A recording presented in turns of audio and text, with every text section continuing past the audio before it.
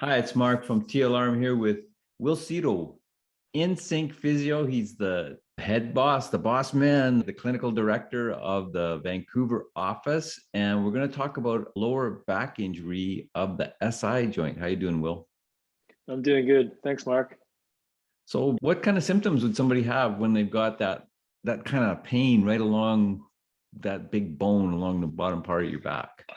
We just had a couple people that came in with SI joint injuries earlier this week, and it's interesting. Specifically, the kind of pain almost mimics very similar other types of lower back pain. It could just appear like a lower back issue. So when I say lower back, it's basically you have five vertebrae that make up your lumbar spine, basically. And so in that area, when we get more specific about the SI joint or the sacroiliac joint, it's basically where the tailbone or the sacrum, which is a triangular shaped bone, which is basically the base that connects from the fifth vertebrae of the lumbar back to basically the sacrum. That's the L5S1. And then that sacrum connects onto what's called the innominate or the iliac bones. And you have one on the left and one on the right. And so essentially, your sacroiliac joint is a combination of your sacrum and your iliac bone, which makes up your pelvis, which makes up part of your lower back. And so the symptoms are very, very similar, like I was saying, to the lower back, where sometimes people point to a specific pain, kind of just on that sort of one side, and it'll be very pinpoint specific, and it'll hurt depending on how it's strained. It can be painful either extending backwards or forwards, and also your typical functional movements like just trying to put on your sock or shoe. And then quite often people would complain like it just feels like it's off or stuck kind of feeling. So the other thing too you want to look out for, sometimes it can also cause some referring pain into like your groin and then even down a little bit into the thigh area, but it shouldn't go all the way down the leg or down the toes or anything like that. So there's that referral pain, and that's also very common, and it's usually very mechanical. So what are the possible causes of this? Yeah, so there's different ways really looking at like how this can actually come about. But I'll give you an example of one that's very stereotypical, like an ex-athlete. She used to play field hockey, competitive field hockey player for a national team. And she basically didn't have any real major back injuries, but tweaked her lower back, what she thought was her lower back a few times when she used to play field hockey. And this is like now like a decade later after her field hockey days. And she still rides the bike a lot and developed all these imbalances now because with her cycling, and then she likes to do a lot of running and a little bit of gym stuff, weightlifting, but she does no recovery stuff. And so essentially she's developed a lot of imbalance. And yeah, that with previous, maybe she might have, all that bending forward playing field hockey, there's could have been some kind of strain, maybe some trauma. So my guess is that she had some kind of, and then she healed from that. And now she presents with this like sacroiliac joint issue where it's just not moving properly. And so just to kind of go back, her symptoms were basically, she just felt like it was stuck and it was painful to bend all the way forward. And so what it presented as, it was just rotated forward a little bit more. And because it was rotated a little bit more forward, she didn't have that full range. Her hips were really tight and she had a lot of imbalances, a lot of weakness in her core. Her one-legged squat was really poor on that side versus the other side. And she didn't realize how weak she was on that left side. So those are the really common things that were going on with her in terms of symptoms and how it was presented. Other ways that it can really happen, like in terms of getting this injury, is that you can also like pregnancy, postpartum, anything that stretches at the ligaments. So like I said, trauma. And then even just like sitting, if you have a job or you're sitting all day long and then you commute or you bike or whatever, you get really tight. So that's still trauma, but a different kind of trauma. It's a repetitive strain where things slowly start to creep.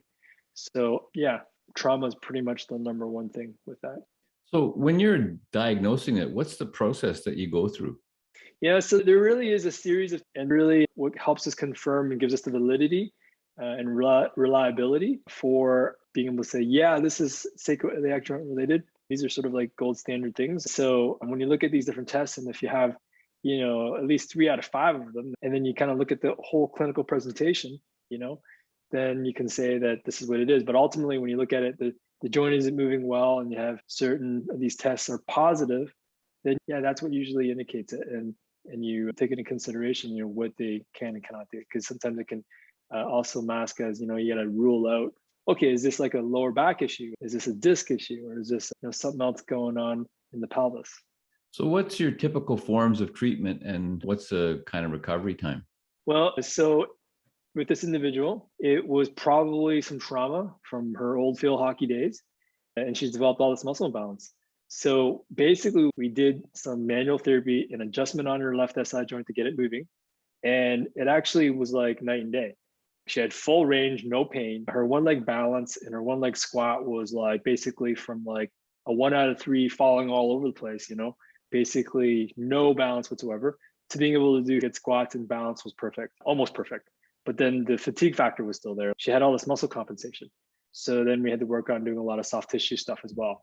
And so that's the first session. And then really, then it's a process of building that back up in terms of the core stability strength and really looking at the mobility, making sure that stays mobile. So if that's not an acute segment, then it can very well take, as long as like, if she wants to get back into doing more sports again, a full like 4 to 6 weeks to really get that motor pattern changed and really help her get those muscles firing around that hip and that SI joint and even the core and lower back. So initially, yeah, it worked really well and it's working really well. And like I said, after one session, but it's that ongoing process of being able to keep everything moving, reinforcing that mobility and firing those motor patterns, firing those muscles to recruit the stability in that area.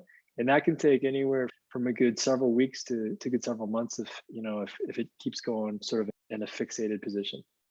So, and some of that's determined by how much work they're willing, or the client is willing to put in, because you give them a recovery process that they have homework, basically. That and how much they punish their body with just going back to playing sport, because she wants to go back and play some more soccer and she gets trauma on there again, then that resets everything. And so you have all that muscle atrophy. So you need to really work on strengthening and getting that bigger again and that core strong. So that takes several months, honestly. But it doesn't mean that you can't go back to being able to play sports, but it's a gradual process. So that's the thing. So if you've got an injury of any kind, especially lower back, but anywhere in your body, you want experts looking after you, call Insync Physio. You can book online at insyncphysio.com. For both locations, they have a North Burnaby location. That number 604-298-4878, or in Vancouver, 604-566-9716. Get some help. Get feeling better. Thanks, Will. You bet.